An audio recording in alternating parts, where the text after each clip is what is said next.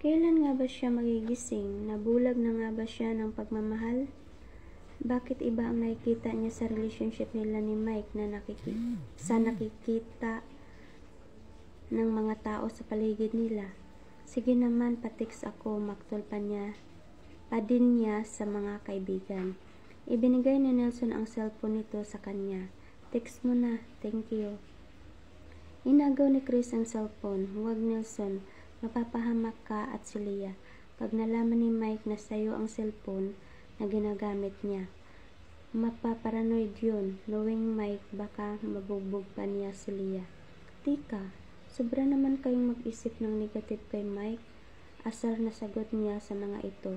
Yes, pinaghihigpitan siya ni Mike pero never pa siya nitong nasaktan. Hindi nananakit si Mike. At hihintayin mo pa yun? Ewan ko sa'yo. Nag-walk out na ang mga kaibigan niyang babae. Si Nelson na lang ang natira.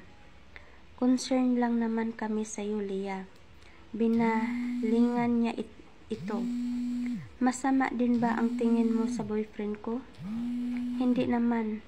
Pero hindi tama ang way niya ng pagmamahal sa'yo. Kinuha nito ang cellphone. Huwag mo na siya i-text. Umuwi ka na. Kung magalit siya, lumaban ka.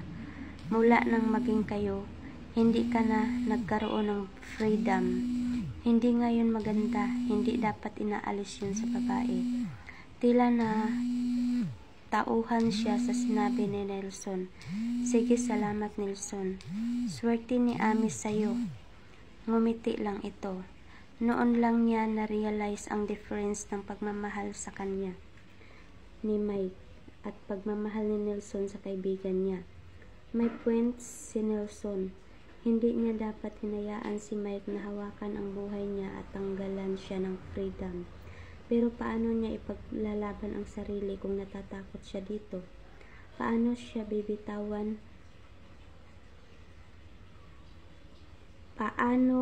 bibitawan ang taong nagbigay sa kanya ng pagmamahal? Iyon ang iniisip niya habang papauwi. Naabutan niya si Mike sa labas ng bahay nila. Kinakabahan siya.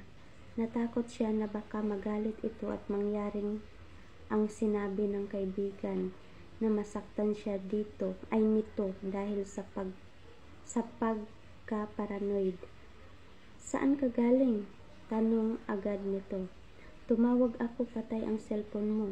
Sorry babe ko, nanood kami ng sine.